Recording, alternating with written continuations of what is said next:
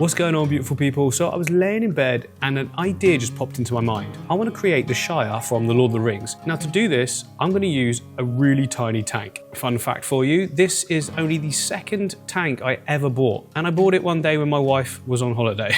She said no more tanks. I thought I'd at least take the risk when she's gone. Anyway, it all ended up good in the end. So the first thing I need to do is clean the tank because last time I emptied it, I just put it on the side, which was lazy of me. And to do that, I like to get a little jug of water and I mainly use a razor scraper. You know, those stubborn mineral and algae stains, they just glide straight off. I can dry it all up with paper towel and then I clean the outside with this glass cleaner. Try not to get any on the inside and make sure everything's dry and clean when you've finished. To get right into the corners where the silicone is, I like to use a toothbrush. It's nice and quick, does the job. Sometimes in the silicone, it can be like locked right in. There's not really anything you can do about that apart from re-siliconing it, and we're not doing that. And there we have it, the perfect starter tank.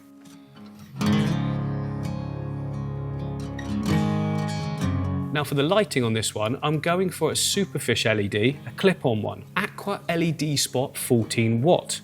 It's quite powerful, probably more powerful than what we need, but it's better to have more than not enough, if you know what I mean. It slots quite nicely onto the back of the aquarium, and as an added bonus, which I didn't even realise, it flips up as well, so you can get right into the tank when you need to. I'll leave some links in the description for anyone wanting to buy any of the products you see, or as close to them as I can. And as you can see here, it's very bright. So yeah, I'm sure you've noticed by the thumbnail, I really want to try something that, I don't know if it'll work, you see. If you've seen the video, it probably did to a degree.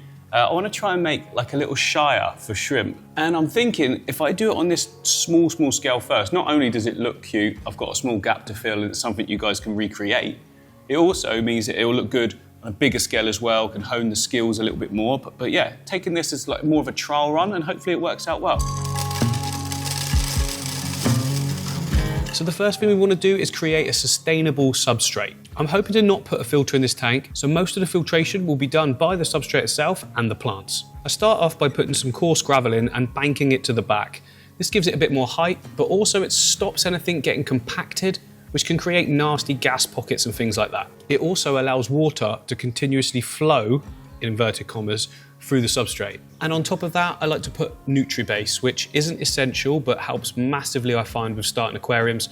Every time I use this stuff, I find that it settles in a lot faster with a lot less problems like algae, parameter swings, that kind of thing. It's got starter bacteria and stuff like that in it, so it's just great stuff. I'm gonna pour it all over the foreground and all over the gravel as well, just to make sure that there's nutrients everywhere for the plant roots to take hold and just draw up everything they need.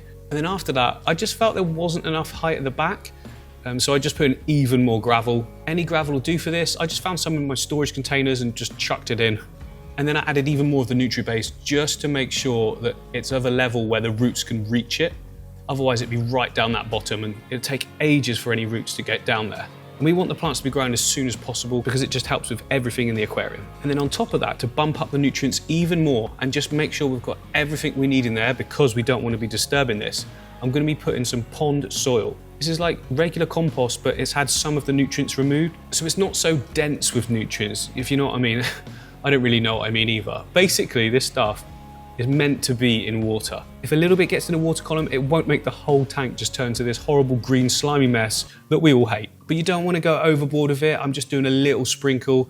I've made the mistake before of putting like several inches, and yes, that did not go well at all. Just could not get rid of persistent tannins and algae, so use nutrients sparingly. Sparingly, one of those. If you've got any like hard pockets or clumps, just break them up and sprinkle them everywhere. And then the whole lot needs to be capped over the top. And to start with, I'm going to use a play sand. It's very fine and it sort of locks everything down really well. It doesn't look that great though, so for this tank, I'll be putting other sand on top that looks a little bit better. We can also use it to create even more height at the back. I'm going for crazy perspective in this tiny little tank, and this will give us really good depth. And here I'm being very professional and using the proper tools to flatten the sand, which I rarely do. I just happened to find this flattener that I lost like a year ago, I think. Now on top of that, we can put the sand that we actually want to be seen. A lot lighter in colour, a little bit coarser grain size as well. This is just pool filter sand, and I find it gives the most natural effect. We don't need a huge amount of it. It's just like ½ an inch or so, covering all of the play sand. Okay, boring bit, well, not boring, but non-exciting bit over, but necessary. I wanted to create that big bank, so now we can sort of sculpt into it and, you know, we'll probably add more, but we need retaining walls and different layers and levels. So start off with that and then we can go from there. So now it's time to add some decor to the tank. I've got these cute little tunnels with some like fake moss on the top. I just felt they looked like little hobbit houses. I don't know why. I guess this is why I've come up with the idea in the first place. These are from Superfish as well. I got them a while ago, wasn't sure what to do with them, but I think they'll work perfectly for this job. I'm trying to place them in at angles as it goes up the slope, trying to give a sort of depth perception to it. Biggest one in the foreground and then smallest ones at the back. Now when they're new like this, the moss is incredibly sort of vibrant, but over time it sort of dulls and gives it a lot more of a natural look. I then thought about putting this coconut hut in, but decided it didn't really work, took away from the perspective and just took up space. It would also reduce planting area as well, which is going to be key in this tank. Next up, I wanted to create a rocky look around the hobbit homes, or shrimp homes. So I found this grey slate. It's meant for driveways or beddings or something like that, but it's completely different sizes and you can smash it up to make it whatever size you want as well. It is incredibly dirty, kind of like a clay coating on everything, so just need to wash it off. And then I dried it off as well, just so that it didn't stick to itself as I was trying to build. This is probably a really unnecessary step, but for some reason I always tend to dry my gravel before I put it in. I then started to use taller pieces to build a wall around the hobbit homes. This was very fiddly to begin with, because every time I put in a piece, it'd move the other piece and then sand would move but we've got a solution to that coming up. I'm just kind of building retaining walls to hold back any sand. Now I was finding that the sand would still seep through, so I used a coarser gravel to bulk out the area behind the homes. And then when I poured the sand on top, it all stayed in place. Then I just continued with the slate, building it a little bit higher each time and getting to the desired height. Now I took some super glue gel and a reactor just to lock those pieces in place so that I didn't knock it. I kept knocking it and it all kept falling down. So I wanted to lock them in place to then move on to the next step. And for the next step, I wanted to use tiny, tiny pieces of the slate, which I'd smashed up from the original size pieces. Now there's no way these tiny pieces of slate are going to stay in place unless we glue them down, because the shrimp will just pick all over them. So a solution to that is to glue them down with just normal super glue, and you just give it a good coating all over, and then I use the reacting agent just to lock it all in place instantly, and nothing's going anywhere now. So that method was quite experimental, but I'm really pleased with how it's turned out. It's given me like more ideas for other designs in the future as well. I just got to crack on now and do that like around all of the houses, the shrimp houses, and it should look pretty good. And then we get onto the planting, which is what will really take it to the next level.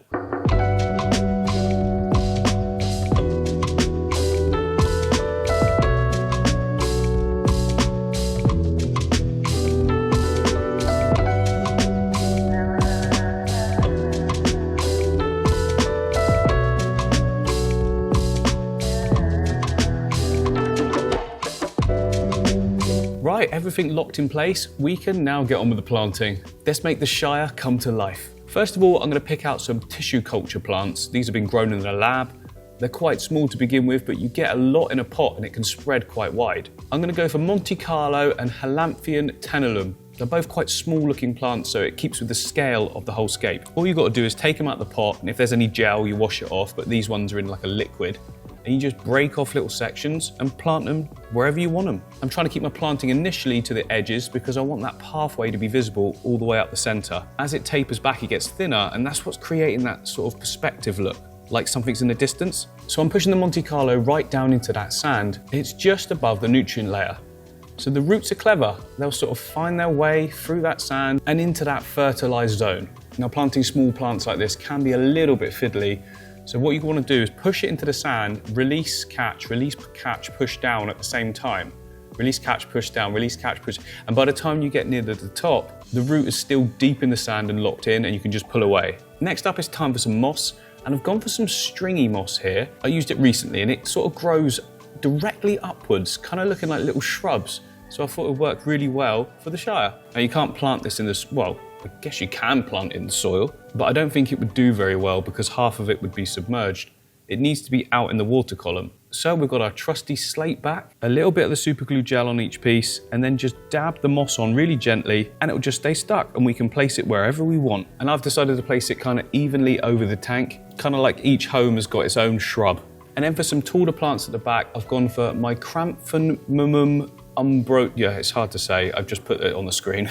And there we are. I think I'll stick with that for now. If we want to add any more later on, we can, but it's hard to tell how it's properly sitting until we get water in it. So I'm filling it up from my water butt with dechlorinated water, really, really slowly. Obviously it looks fast, but it's very slow. It took about 10 minutes for this tiny little tank. I then decided there was a few patches missing that I could definitely put some more green in. So I added some of the stringy moss from my better tank that I created a few weeks ago. I'll replace the ones in there, but these look mature and I think they're gonna work well. There we go, look, that's made it look even better, but it's still missing something in that top section. Because I'm not running a filter in this tank, I need fast growing plants. And for that, there's nothing better than pearlweed. In my platy and swordtail tank, there's absolutely tons of it growing, and I'm sure it won't hurt just to take a few trimmings and place it across into the Shire. So I don't need to go overboard with it, it's just for a little bit of detail and give it like a tree sort of feeling right at the back. And the leaves are nice and small as well, so it keeps that perspective. I then decided the light was a bit too bright for this tank, so I'm adding a little strip of black electrical tape,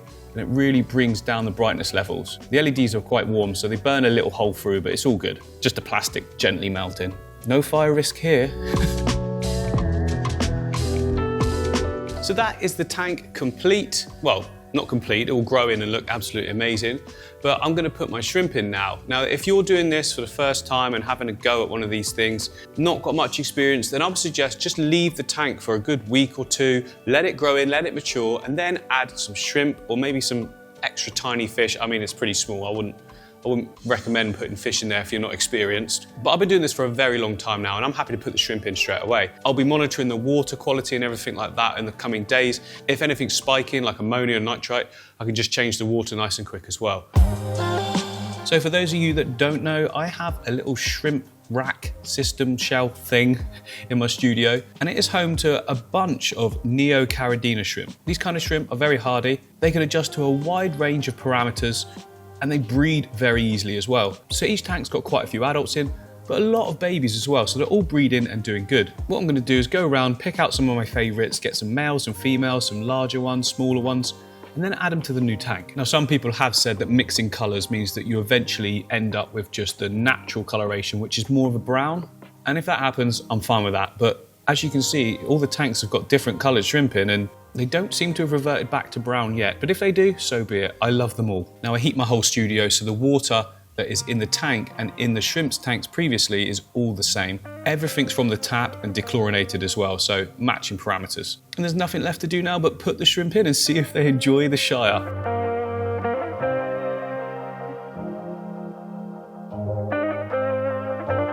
So I was really pleased to see the shrimp settle nicely straight away and just start exploring. I mean, that's very common with shrimp. They don't seem to be shy at all. What I'm hoping is that the hobbit houses are used by new baby shrimplets to take cover. This will increase the survival rates and mean that the colony grows even larger. Another bonus of having just shrimp in a small tank like this is that they're constant grazers, which means less maintenance, and I'm sure everyone can get on board with that. Now, because we added the pearlweed, it's from an established tank, it will have a ton of biofilm all over it, and more will generate exponentially day by day. And for those of you that don't know, shrimp graze on biofilm, as well as traditional foods as well. With only this small number of shrimp, we won't need to do a lot of feeding. I'll just put a tiny little bit of flake food in every few days or so. As the numbers increase, so would the feeding. But for now, minimal feeding is optimal. Anyway, I hope you've enjoyed this build, guys, and it's inspired you to create something similar, and I'll see you on the next one.